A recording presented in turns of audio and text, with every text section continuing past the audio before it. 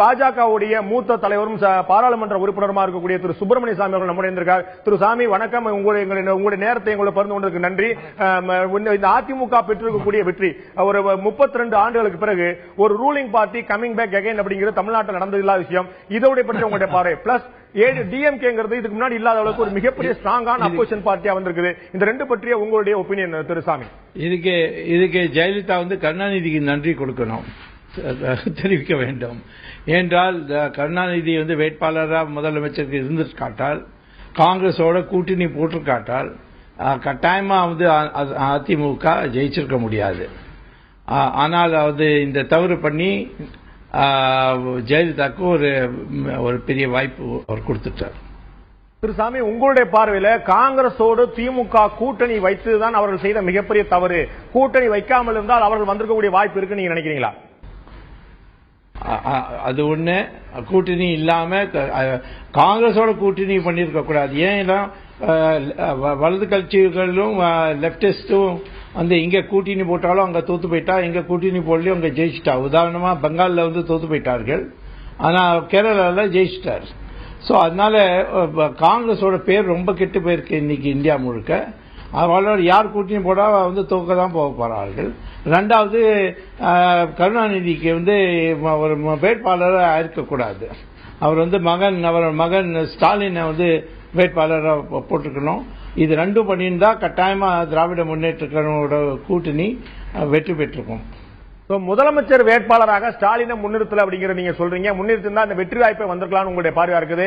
இன்னொரு முக்கியமான விஷயம், இவ்வளவு ஸ்ட்ராங்கான எதிர்க்கட்சி தமிழ்நாடு ஹிஸ்டரியில இதுவரைக்கும் இல்லாத அளவுக்கு இவ்வளவு ஒரு ஸ்ட்ராங்கான எதிர்க்கட்சியா திமுக உட்கார்ந்திருக்கு. இதை பற்றி உங்களுடைய பார்வை? அது ஸ்ட்ராங்கா இருக்கட்டும், ஆனா இனிமே எதிர்காலம் பாரதிய ஜனதா கட்சிக்கு தான்.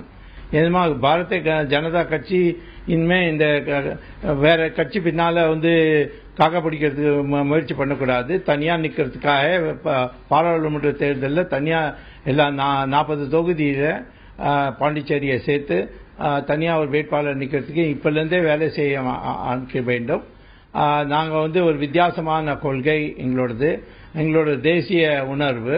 இதை தமிழ்நாட்டில் பல படிச்சவர்களுக்கு விரும்புகிறார்கள். அந்த வாக்காளர்களை அப்பீல் பண்றது ஒரு தனிப்பட்ட கொள்கையை அளித்து ஜெயிக்க முடியும். இது நான் எதிர்பார்க்கிறேன். இந்த 3 வருஷத்துல அது மாதிரி செயல் பண்ணா கட்டாயமா பிஜேபி தான் ஒரு மாற்றல் கட்சியா வரும். திமுக ஒரு மிகப்பெரிய கடுமையான எண்ணிக்கை கொண்ட ஒரு எதிர்க்கட்சி அமைந்தாலும் பாஜகவுக்கு தான் எதிர்காலம் இருக்கு நீங்க சொல்றீங்க. ஆனால் மக்கள் நல கூட்டணியோ பாட்டாளி மக்கள் கட்சியோ பெற்ற அளவுக்கான அதிகமான வாக்கள், அதிகமான ஓட்டு பாஜகவால பெற முடியல, அதிகமான சீட்டும் பாஜகவால பெற முடியல. ஆனால் அந்த நம்பிக்கை சரிதானா உங்களுடைய நம்பிக்கை?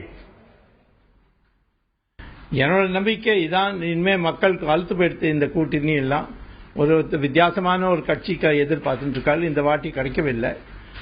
கருணாநிதி தானே வேட்பாளர் ஆக்கி அப்புறம் காங்கிரஸ் கூட்டணி போட்டு மக்களுக்கு அது விரும்பல.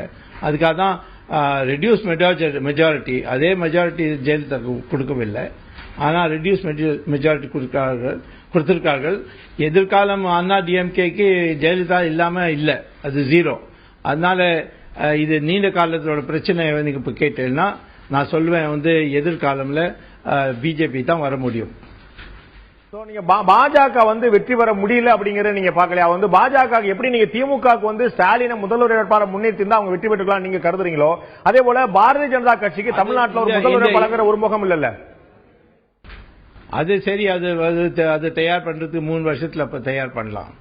இது ஒரு மரத்துல இருந்து யாராவது தலைவர் கீழே விடுவார்கள், அது மாதிரி இல்ல.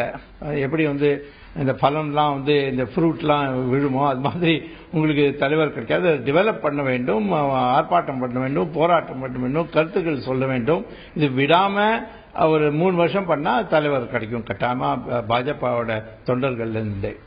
இப்ப நீங்க இந்த தேர்தலில் மட்டுமல்ல, சட்டமன்ற தேர்தலில் மட்டுமல்ல, 2014 பார்லிமெண்ட் தேர்தலே பிஜேபி தனியா தான் போட்டிடும்.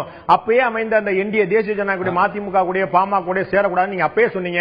கேள்வி கண்டபல் நிகழ்ச்சியில் நம்மகிட்ட சொல்லும் போது அவங்க எல்லாமே சேர்க்கக்கூடாது, தனியா தான் போட்டு அப்பயே சொன்னீங்க. ஆனா அப்ப கிடைச்ச வாக்கு வீதம் கூட இப்ப நம்ம கிடைக்கல. சோ தனியா போட்டிட்டா ஜெயிக்கிற அளவுக்கான ஒரு வாய்ப்பு இல்ல, கூட்டணி தான் தேவைங்கிற வருது. பிஜேபி உங்களுடைய கருத்துப்படியே இனிமே என்ன நடந்தாலும் பரவாயில்ல, தனியா தான் போகிறது, தனியா தான் போட்டிடுறதுங்கிற நிலைமை எடுக்குமா?